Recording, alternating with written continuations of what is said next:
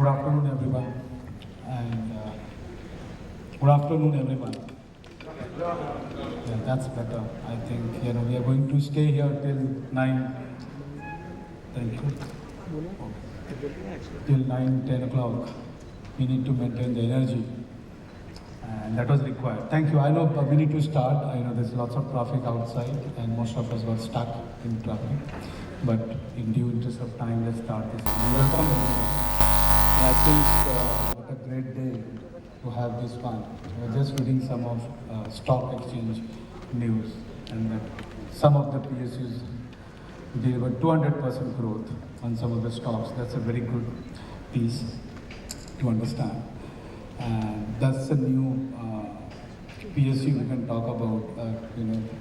Today's PSU of New India. That's a new thing happening, and it's great to see. And what a timely event we are basically organizing. And throughout the day, we are going to have a multiple experts come and share their views, perspective, how we are going to contribute to the health and growth of the PSUs, and how the PSU in turn contribute to take those vision of 2047, Viksit Bharat, contribute $30 trillion economy from current $4 trillion. So with that, let's start.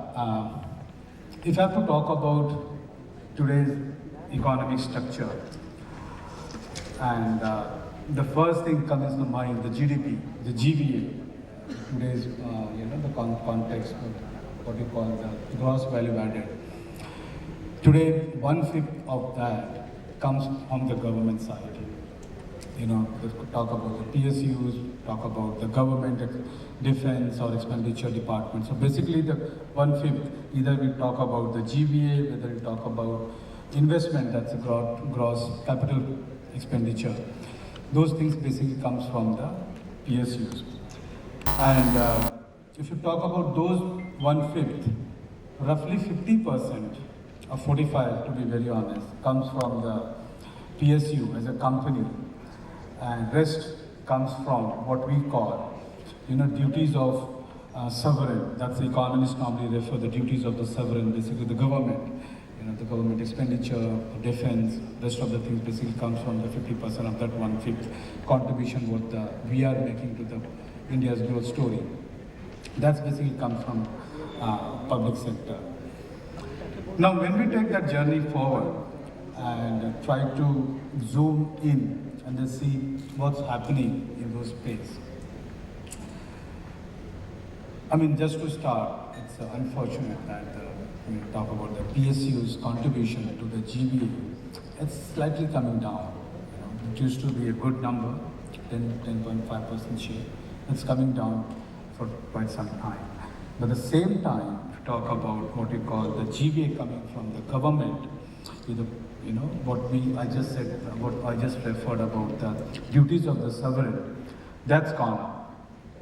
Many of us basically normally take that as a criticism, but actually that's not criticism.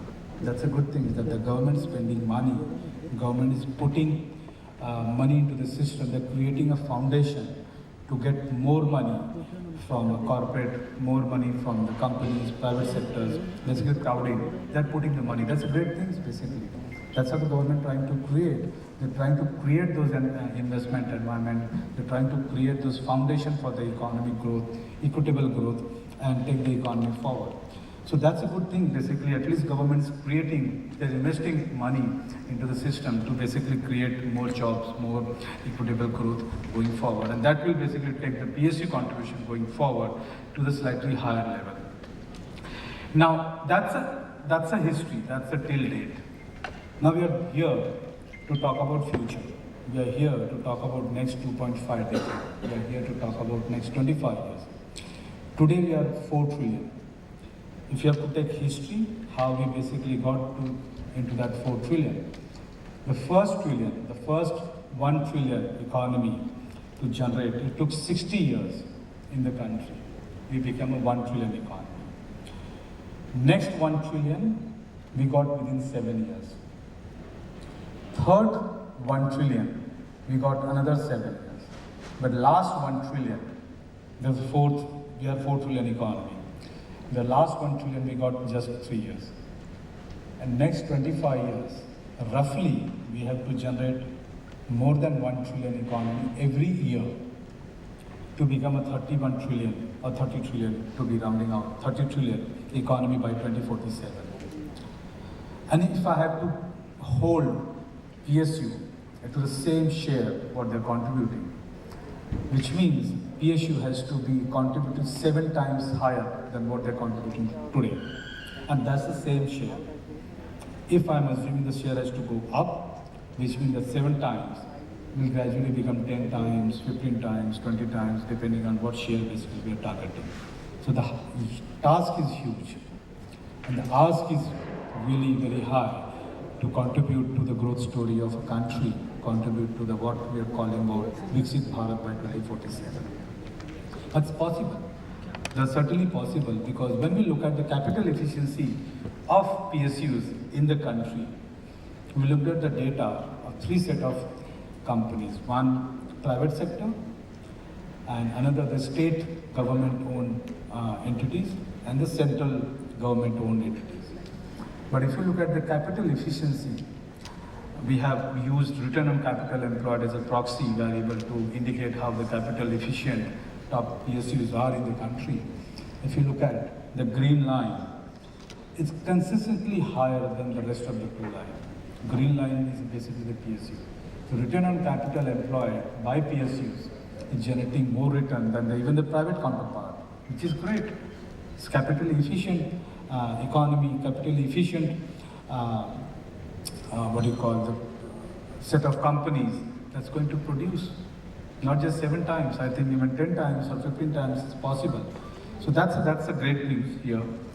We are looking forward. But if you plot all the CPSCs on a map, 2-scale map, monetary value creation and the social value creation. The monetary value creation is basically the bottom horizontal line, and the social value creation is a vertical line. If you look at the right-hand side of the monetary value creation, we have a 7-14%, something around 20% companies are very great in terms of return on the money employed, or return on the money used. That's basically CPSUs we're talking about. But on the other side, if you talk about something like 45% of the companies are very good in terms of the societal value creation. They're really, social inclusion, talk about lots of social equity and then rest of the things. That's great stuff. The 14% company, they're good on both terms. Talk about not just the monetary value creation, also good on the social value creation. I think that's a great stuff.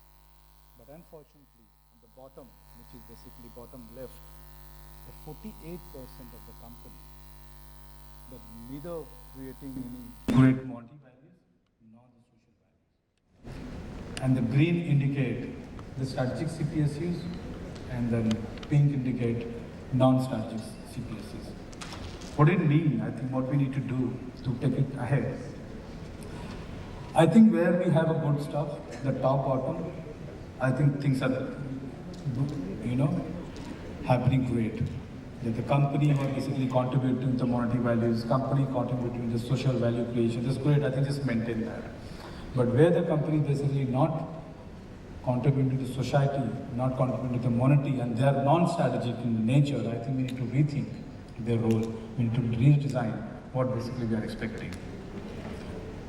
And everything basically talks about, lots of discussion happened, I think, the past 10 decades and 15 decades, last 10 years or 15 years, we're talking about the privatization. I think I'll just give you one example of the privatizations. It's certainly, there's a hypothesis that the privatization will enhance consumer welfare by fostering competition, leading to better services and lower prices. 2 examples coming from America. One, of course, the Airline Deregulation Act, that's 1978. That came into the picture. As a result of that, airline prices fell by 45% between 1978 to 2000. As a result of that, when you adjust to some of the benefit they get in the flight and rest of the stuff, passenger used to save 19.4 billion per year. That's a USD, 19.4 billion USD $1,000 billion per year they used to save. That's the basically saving they have generated just to deregulate the airlines in 1978. And AT&T used to have a reliance here. I think they basically had a so monopoly that they've extended their dominant position into the equipment industry. And we had an antitrust lawsuit filed in 1972, and that took almost 10 years to settle. And when we followed that, it basically average revenue per minute of AT&T switched services declined by 62% between 1984 1996, and market share fell from 80% 1984 to close to 50% in 1996 just because of the competition they've created in the market. So great things, I think, bringing productivity, bringing efficiency, everything, that's a great stuff. That's the basically privatization we're talking about. But if you look at the flip side of the privatization and looking at some of the data, and we took from a country experience, unfortunately, when you basically driving those privatizations, bringing into the what you call the income, inequality, that's a problem. The top 1% of a company's share of income, if I talk about top 1%, the Nordic, the left-hand side, if you talk about Iceland, Norway, Sweden. In 2020, they are close to 8% for the Iceland. Sweden is basically highest from the Nordic market because there's a privatization slightly higher than in the Nordic area. That's the reason. But look at the right-hand side, China. There's basically too much of privatization that happened. But the income distribution talk about 16% of the wealth basically held by just top 1%. And same true in basically the US. The problem with the privatization basically comes with the cost of the income inequality. That's the problem. I think that's basically we realized that's privatization not going to help. I think we need to think slightly different. If I have to talk about some area, basically, if you talk about the PSU journey across countries, across world, 1950 to 1980s, that's roughly if you talk about most of the countries, there are 100 plus countries basically used their state power to nationalize the companies. We have Chile example, Codelco, we have Suez Canal from the Egypt, LIC and Air India is example coming from the India itself. Basically nationalized. And next 40 years, we used to privatize. 120 countries and 8,000 companies got privatized. And from 1990 to 2000, basically $1 billion, basically $1 trillion collected in those privatization receipts. That's basically stuff. Now going forward, what we're talking about, what model we should follow. That's basically talking about the strategic reorientation and resilience. That's basically we're going to talk about today, most of the time. That what basically we're thinking about, is this hybrid model? Is it basically sustainable capitalism, which is balanced profit with social and environmental goals? Or democratic socialism, which is integrate more state intervention and welfare mechanism? If you have to take the things forward, there's 4 things. I think most suitable for us could be the hybrid model, not going either direction. Those hybrid models focusing on these 4 agenda. There's these 4 agenda, whether talk about the strong social safety net, from cradle to grave, everything's covered. So everybody have a good equitable share or the contribution or basically getting into public health services, and they're getting good services. Talking about the focus on the income inequalities, that progressive taxation and rest of the things will basically take care of your income distribution and income inequality. And there's a market regulation. You have a strong labor right, in comparison with or along with the flexible labor market. That's basically need of the hour. And the focus on the education and then innovation. These 4 core things, normally what we call the Nordic model, is try to create those balanced ecosystem. And that's what we're talking about next few decades. The PSUs and the government is going to focus to create those 25 trillion economy, incremental income, because anyways we are 4 trillion already, so 26 trillion economy, what we're expecting by 2047, that has to come, and the PSU has to basically contribute more of this one. With that, I think I'll close, and throughout the day we're going to discuss more on this. And I'm looking forward to have a continued discussion and perspective. Thank you.